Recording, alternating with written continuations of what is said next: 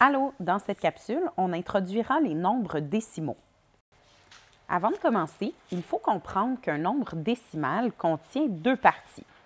La partie entière qui se trouvera devant la virgule, puis la partie décimale qui se trouvera après la virgule. La partie entière peut contenir, entre autres, les centaines, les dizaines ou les unités qui ont des valeurs bien distinctes. Une centaine correspond à une valeur de 100, par exemple, une dizaine à une valeur de 10 et une unité à une valeur de 1. Normalement, ces notions sont déjà acquises. On va donc s'attarder surtout à la partie décimale. Lorsqu'on pense à la portion après la virgule dans un nombre, la valeur des chiffres est plutôt fractionnaire. On aura donc d'abord les dixièmes qui ont une valeur de 1 sur 10, soit 1 dixième comme son nom l'indique, les centièmes qui ont une valeur de 1 sur 100, les millièmes, 1 sur 1000, ainsi de suite. À noter qu'en français, on utilisera la virgule pour écrire les nombres décimales et non le point. Attardons-nous maintenant aux exemples en commençant par 23,41. On s'intéresse d'abord à la position du 4 et ensuite à sa valeur. Pour ce qui est de la position, comme c'est le premier chiffre qui se trouve après la virgule, on peut se référer à notre tableau. La position est celle des dixièmes. Et la valeur ainsi représentée par le 4 est donc 4 dixièmes. Pour 0,0045, on cherche encore la position du 4. Comme c'est le troisième chiffre après la virgule, il se situe à la position des millièmes. Et sa valeur sera donc de 4 sur 1000. 801,041. Le 4 se situe cette fois-ci à la deuxième position après la virgule, soit les centièmes, et a donc une valeur de 4 sur 100. Finalement, 20,8984. Le 4 se retrouve comme dernier chiffre, dans ce cas-ci, le quatrième. C'est donc la position des 10 millièmes. Et de la même façon que les trois autres exemples, sa valeur sera donc de 4 sur 10 000. Maintenant que nous savons repérer un nombre décimal, nous devrons savoir le lire. Pour ce faire, dans un premier temps, nous lirons la partie entière telle que vous savez déjà le faire. Pour indiquer la virgule, nous mentionnerons simplement « et ». Nous lirons ensuite la partie décimale, comme nous l'avons fait pour la partie entière, mais nous ajouterons une précision pour terminer, soit la position occupée par le dernier chiffre. Au premier exemple, on lira d'abord la partie entière, soit 7, et pour représenter la virgule, et on lira la partie décimale, qui est 51,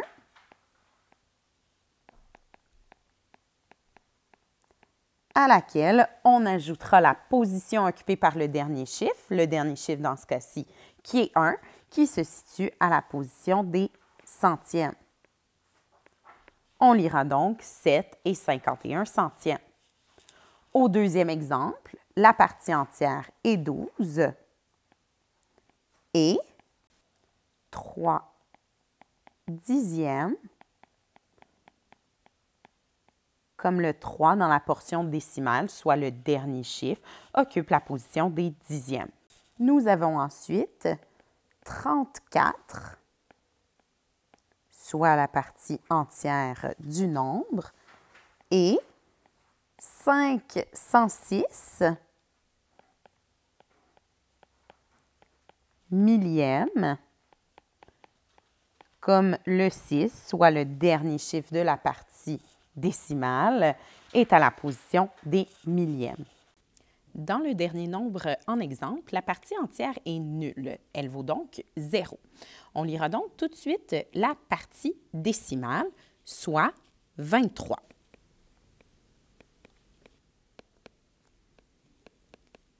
Et c'est dans ce genre d'exemple qu'il devient très important de préciser la position du dernier chiffre, soit 3 dans ce cas-ci, qui est à la position des 10 millièmes. Pour éviter, par exemple, de confondre 23 centièmes et 23 dix millièmes, et penser, dans ce cas-ci, à ajouter 2 zéros après la virgule lorsqu'on écrit le nombre. Nous chercherons maintenant à comparer des nombres décimaux. Cette comparaison se fera en 2 ou 3 étapes selon la méthode préférée. Dans les deux cas, la première étape sera bien sûr de comparer la partie entière des nombres. Si la partie entière n'est pas la même, par exemple 2 et 3, nous pourrons rapidement conclure en utilisant les stratégies de comparaison déjà vues pour les nombres entiers. Donc, comme 2 est plus petit que 3, on conclura de cette façon-là. Si toutefois la partie entière est identique, on devra comparer les parties décimales. Deux méthodes s'offrent à nous. Dans la première méthode, on comparera les chiffres à chacune des positions décimales en commençant bien sûr par la gauche, soit la position des dixièmes. Lorsqu'un des chiffres sera plus grand que l'autre, on pourra à ce moment-là conclure. Dans la méthode 2, on ajoutera un ou plusieurs zéros à la fin de la partie décimale pour qu'il y ait autant de décimales dans les deux nombres. On observera ensuite les deux nombres ainsi formés dans la partie décimale pour les comparer et ainsi conclure. Prenons le premier exemple où est-ce que nous avons 3,42 et 3,43. Comme la partie entière est la même, on s'attardera aux parties décimales. La méthode 1 nous demande de comparer d'abord le chiffre à la position des dixièmes. Comme il est le même, nous nous intéresserons maintenant au chiffre à la position des centièmes. Comme 2 est plus petit que 3, nous pouvons conclure que 3 et 42 centièmes est plus petit que 3 et 43 centièmes. En utilisant la méthode 2, nous aurions pu comparer l'entièreté des parties décimales, soit 42 et 43. Nous serions donc arrivés à la même conclusion. Dans l'exemple juste en dessous, les deux parties entières sont les mêmes, soit 0.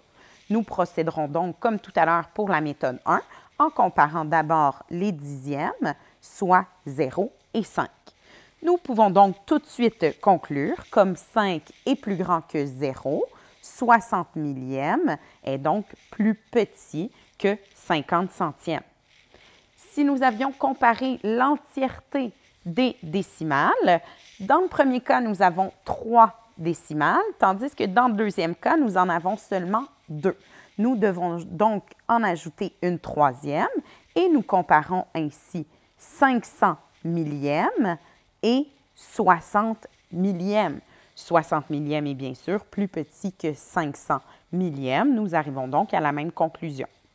Au troisième exemple, vous aurez peut-être remarqué que nous tenterons ici de comparer des nombres décimaux négatifs. Il faudra donc faire attention et pour ça, je vous rappelle la représentation des nombres négatifs sur une droite numérique. Prenons par exemple le 0 au centre de cette droite numérique.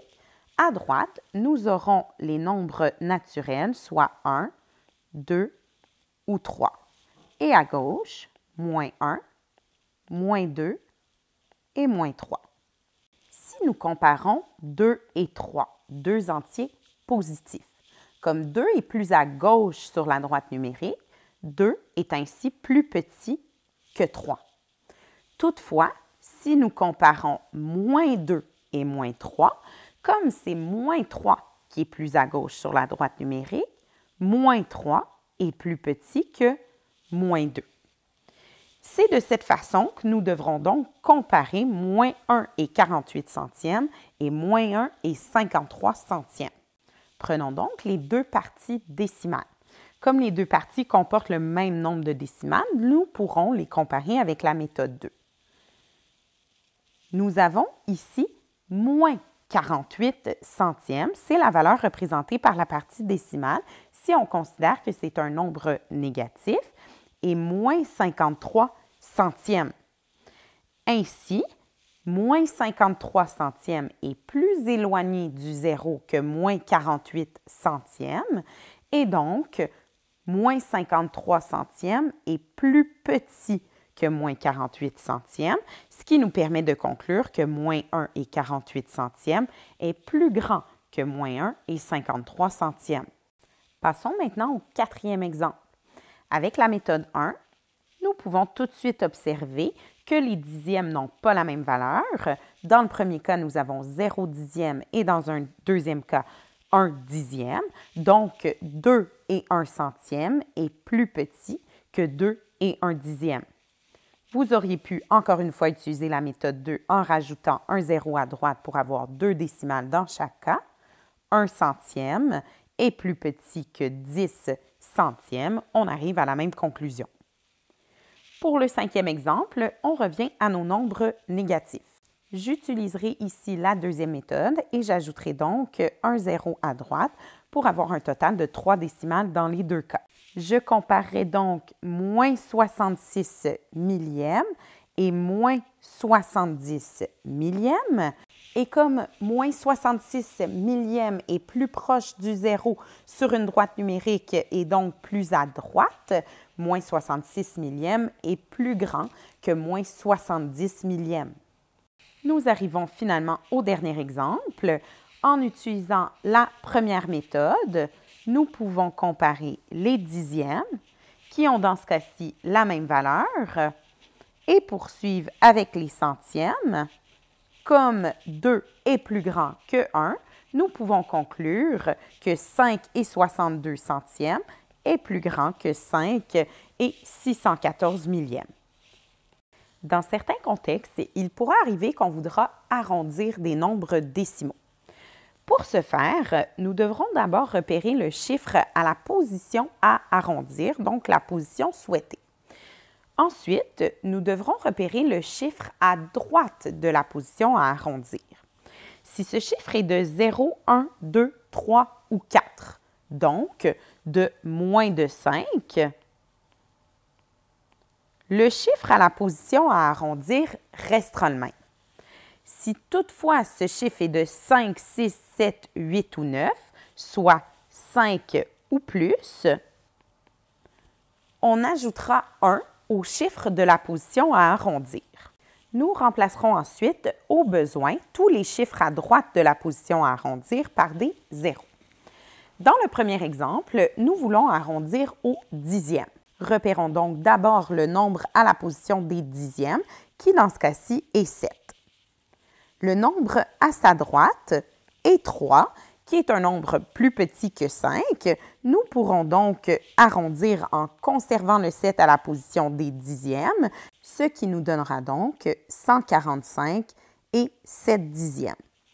Dans ce cas, la troisième étape, soit le remplacement des chiffres à droite par 0, sera inutile parce qu'en ajoutant des zéros comme décimales, le nombre reste le même.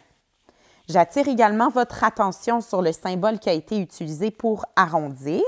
Chaque fois que vous devez arrondir une valeur, ce symbole doit être utilisé.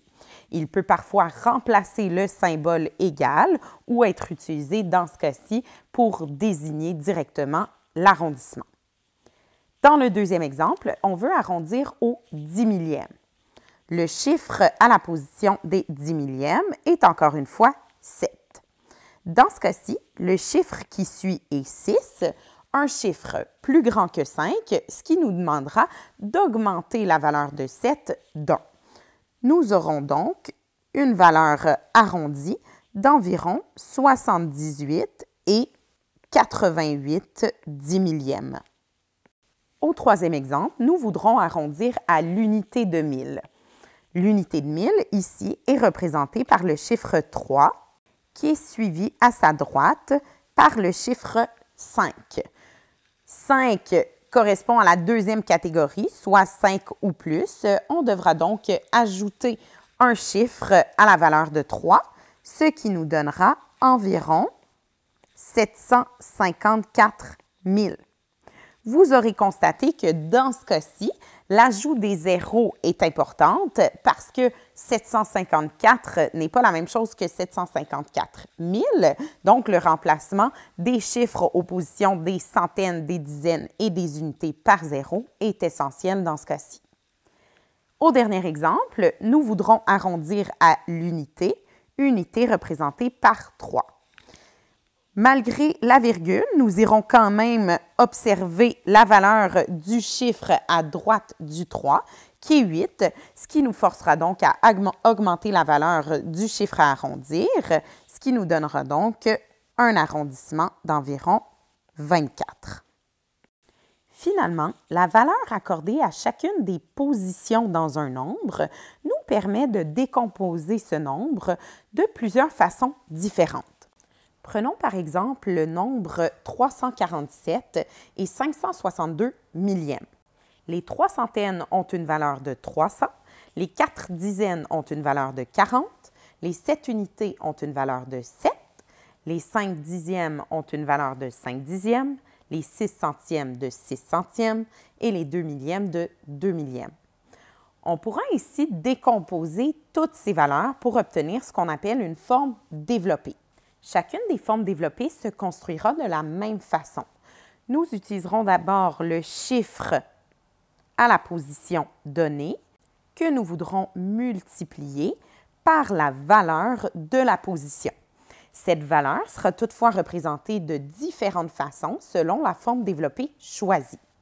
Dans le cas de la forme développée fractionnaire, pour ce qui est de la partie décimale, la valeur de la position sera exprimée sous forme de fraction.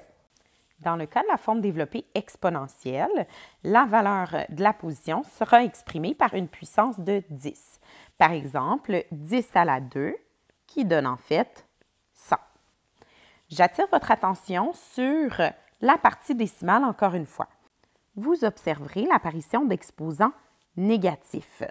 Si nous prenons par exemple 10 à la moins 3, 10 à la moins 3 peut être représenté par une fraction, soit 1 sur 10 à la 3, ce qui est en fait 1 sur 1000, soit la valeur que nous avions déjà vue de la position des millièmes.